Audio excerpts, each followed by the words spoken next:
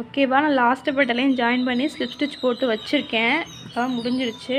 இப்போ நம்ம வந்து எக்ஸ்ட்ரா யானை நறுக்கிட்டு எப்பயும் போல் இதை வந்து உள்ளுக்குள்ளே விட்டு எடுத்துட்டு இன்செர்ட் பண்ணிடணும். ஓகே, நம்மளோட க்யூட்டான இயர் மஃப் ரெடி ஆகிடுச்சு. இதை வந்து கிட்ஸுக்கு கூட நீங்கள் கொண்டு மாட்டி விடலாம், நல்லாயிருக்கும். இப்போ இன்னொன்று என்னென்னா, இப்போ உங்களுக்கு வந்து நான் சிங்கிள் செயினில் தானே சிங்கிள் த்ரெட்டை வச்சு யூஸ் பண்ணி போட்டிருக்கேன். நீங்கள் சிங்கிள் த்ரெட் யூஸ் பண்ணாமல் டபுள் த்ரெட், அதாவது ஒரே கலரான 2 த்ரெட்டை யூஸ் பண்ணி போடலாம். இப்போ இதுவும் ஒரே த்ரெட்டுன்னு வச்சுக்கோங்களேன்.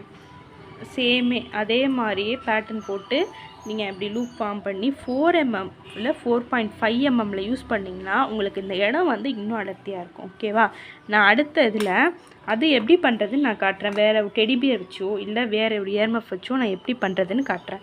உங்களுக்கு பிடிச்சிருக்குன்னு நினைக்கிறேன். இந்த மாதிரி நீங்களும் பண்ணி பாருங்கள். ஓகேவா, எக்ஸஸ் யானை உள்ளே தள்ளிட்டு நீங்கள் கட் பண்ணிட்டா உங்களோட அழகான சன்ஃப்ளவர் இயர் மஃப் வந்து ரெடி ஆயிடும். ஓகேவா, அவங்களுக்கும் பிடிச்சிருக்குன்னு நினைக்கிறேன். இதே மாதிரி வித்தியாசமான வீடியோ பார்க்க நம்மளோட சேனலை சப்ஸ்கிரைப் பண்ணுங்கள், லைக் பண்ணுங்கள், ஷேர் பண்ணுங்கள். ஓகே, பாய்.